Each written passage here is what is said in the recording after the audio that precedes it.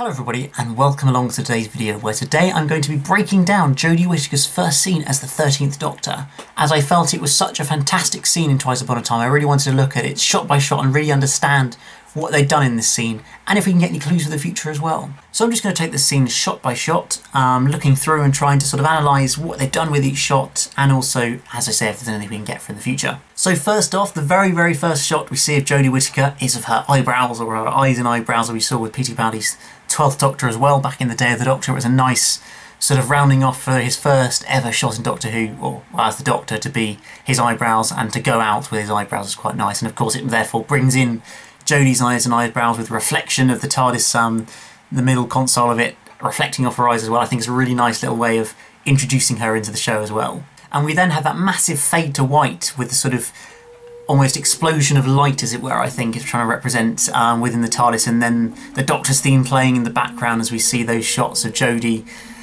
sort of stood there as the regeneration runs down, as it were, trying to understand exactly what's gone on. There's that spectacular wide shot of the TARDIS there, with the sort of beams of light shooting through those little broken roundels that have been, I guess, gone straight out of the edge of the TARDIS almost. The lights flying in, the smoke bearing off the console as she's just kind of standing there disorientated, trying to work out what's going on. I think that's a brilliantly well done little shot there to really sort of build up the mystery and intrigue of exactly what's happened here. It's really great. Then of course the next shot we see is of the ring falling off her finger, which is a reference back to the power of the Daleks. The very first regeneration, when Patrick Troughton's the ring falls off his finger, having been on William Hartnell as the first Doctor, he loses it. It's obviously your hand changes size, and you're probably likely to lose a ring if you get smaller fingers. So that's a really nice little nod back to the past, and then in the background that sort of out of focus explosion there, again almost maybe representing this sort of disorientated Doctor that we've got in this scene, and that sort of mystery element to it, increasing that as well, I think, and just bouncing down on the floor there. I love the sort of use of these really bright white lights in the background as well. I think it really sort of illuminates the shots and really kind of again gives that idea of disorientation and interest and mystery to it. And then again we cut back to that great wide shot of the TARDIS as well, with the sort of light almost taking over there, maybe almost the kind of lights being brought in by Jodie's the 13th Doctor after having a very dark TARDIS. The lights returning with her and sort of firing through all these different roundels and taking over the scene almost. Then next we have a wonderful set of shots here. We have this close-up of Jodie's eye, where you see again the reflection of the middle sort of the time rotor of the TARDIS console sort of reflected in it, which I think is really effective there. Sort of you still kind of giving that mystery of who exactly is it. It's really shown very clearly in the scene. They're trying to build up as if we didn't know who the 13th Doctor was. They kind of don't want to instantly give away who the Doctor is, because if you look at the last 3 regenerations, every single one in New Who, you instantly see the shot, you see the end of the generation, and boom, you see the whole of the face of the new Doctor, and you know exactly who it is straight away. Whereas with this scene, you've got a good sort of 40 seconds of build-up, showing different sort of parts of her face or her back or anything like this, so you gradually build it up, and I think that's really well done through there. And then one of my favourite shots from this scene is that POV shot of Jodie as the 13th Doctor, with that disorientated look, trying to look around the TARDIS to try and understand exactly what's going on. I mean, for a start, how often do we get POV shots in Doctor Who, other than Sleep No More, which doesn't really count, but to have a POV shot of the Doctor just after she's regenerated, trying to sort of, because we don't really understand exactly what it's like when you've just regenerated, of course, because it's a fictional thing, but I'm sure it would be your mind would go all over the place straight away, trying to understand exactly what's going on. Your body's completely changed, you're going to be completely disorientated, you've probably forgotten where you were almost for a moment. So there's that sort of great POV shot of her looking around, the sort of slightly out of focus disorientation there, trying to understand, where am I, what's going on, what exactly is happening now. It's so brilliantly done. I absolutely love that shot. And I also really like the effect they use, these really long fades between shots. They really sort of overlap these shots massively. I think again just trying to sort of build up that disorientation, that everything's almost merging into one, as it were, with these long fades. I think for the 13th Doctor, it's really that element they're trying to bring in, and it's so fantastically done. And then we see that shot of her face reflected on the Doctor's scanner there as well, which I think is quite nice, that is still sort of showing but not showing Jodie's face. They're kind of doing everything they can to almost show it without showing it for these first few seconds, and I think it's really effective, because you kind of only just get, when you're watching it at full speed, you only get a very little glimpse of her face. You don't really are able to take it in at that point, but it's already there. And so I think that's really effective as well. And then this final shot before we see Jodie's face for the first time, through the TARDIS rotors there, that sort of golden light with Jodie hidden behind it, I think is really effectively done as well. And then of course, finally, we have that shot panning up towards Jodie's face, and there is this new Doctor. It's a woman, it's Jodie Whittaker. She's completely shocked, she can't quite believe who she is, I think, in that moment. And then of course, the "oh brilliant" line and that smile, she's acknowledging she's a woman, but she's saying that's brilliant, but it's not in your face. She's not going, "Oh look, I'm a woman, this is amazing," just purely, "oh brilliant." It's in 2 words, it's so effective. It's sort of, yes, she's so excited about being a woman, but it's not in your face or on the nose too much. And I think that's really well done, because of course we've just come from a 12th Doctor who really didn't want to change very much, although he accepted in the end that he had to. He didn't really want to do it. He wanted to just die there and then, because he knew how bad it's going to be in the future and all this kind of thing.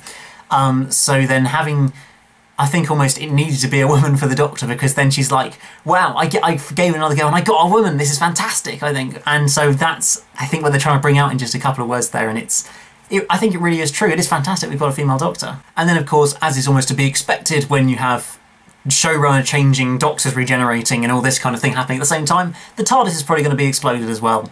So we proceed to, Jodie presses a button and boom, everything goes wrong. The TARDIS starts exploding. There's some fantastic shots through here. This really interesting shot sort of under the grates of the TARDIS floor, which I don't think they've ever really used this shot before. Almost the sort of circular bit, which could almost represent the roundels possibly, and Jodie's eyes just looking through it as she's sort of forced down to the ground, I think is a really nicely done shot there as well. Then of course it all starts falling apart, the TARDIS, the bookshelves falling off and exploding through there. These nice, a whole bookshelf falling off straight through the railings in the top half of the TARDIS, falling down with explosions everywhere.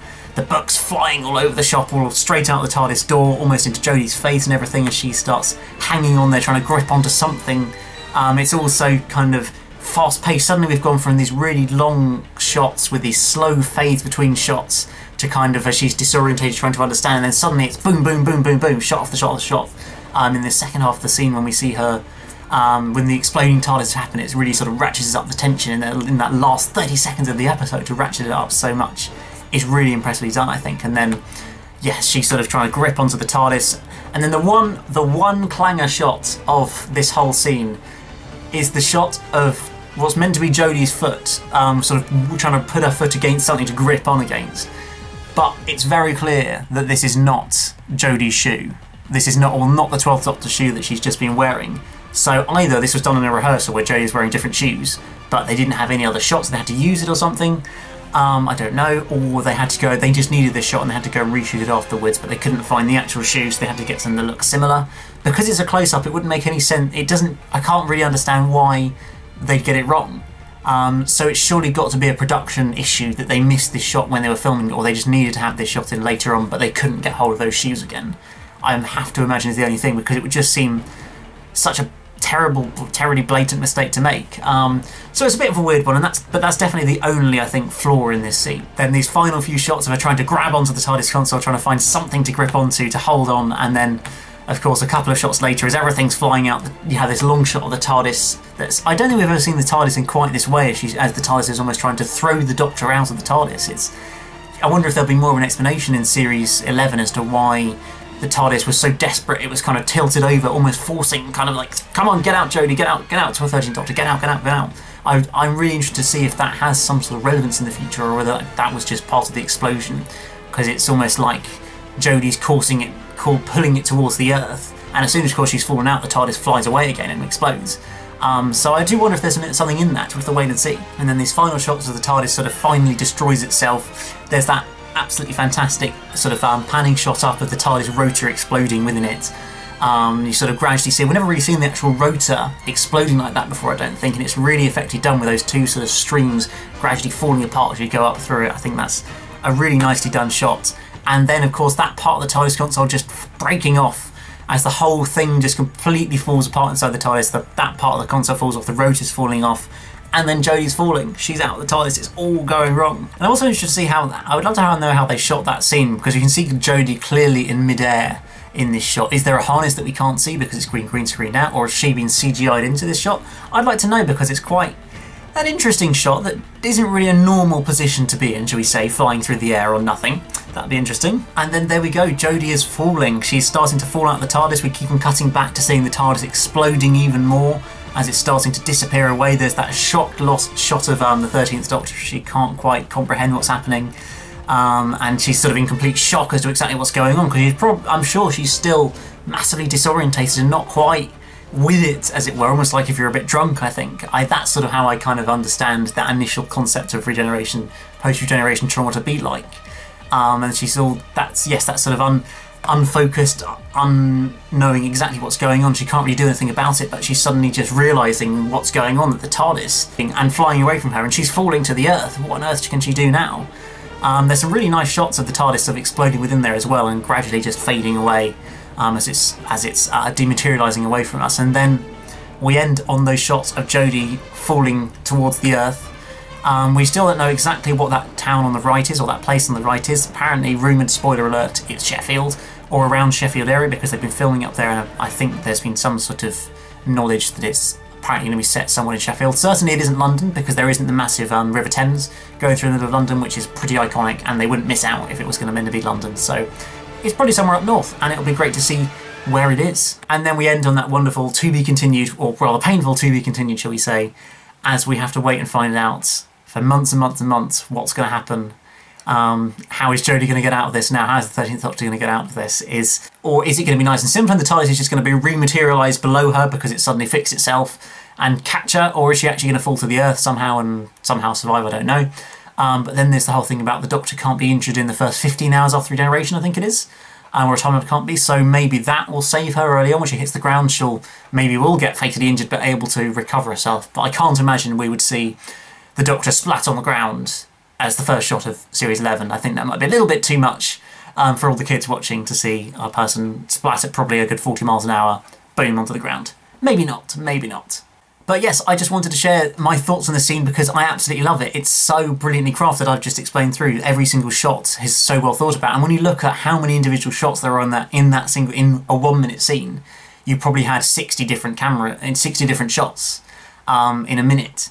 So the amount of time and work and effort that goes into crafting 1 minute of Doctor Who, it's so impressive how much they put into that, and it's really just phenomenal to see. And that's why I like to look at it and really kind of dig deep into some of these great scenes and really understand them. So I hope you guys have enjoyed that sort of insight into it. I mean, it's probably, some of you maybe that you aren't so interested in the sort of nitty-gritty of TV and film, should we say. Maybe it was a little bit too much, I don't know, and I got rather fast and excited, but just because I'm so passionate about this and love seeing this sort of shots, this sort of design of a TV show or a film or whatever, and how brilliant they've crafted these different shots, it's just really exciting to me. I mean, unfortunately, we probably didn't really learn too much about what to expect from Series 11. There isn't really any indication of, other than obviously she's falling out of the TARDIS and falling to the ground, but it doesn't give us any idea of how she's going to get out of it, I don't think. We're just going to have to wait and see all these months and months and months, unfortunately. But guys, I hope you have enjoyed this video, and I'd love to hear what you have to think and have to say about this little scene at the end. What was your sort of, although it's only a minute long, what are your sort of favourite moments from this scene? Did you like Jodie's first line of the "Oh, brilliant"? Did you like the cliffhanger? Did you think we needed another exploding TARDIS, or could we have got away without it this time? It'd just be really interesting to hear what you guys have to think about this as well as me. But other than that, guys, there we go. Remember to like this video, subscribe if you're new here, and I'll see you again very soon for another video. Goodbye!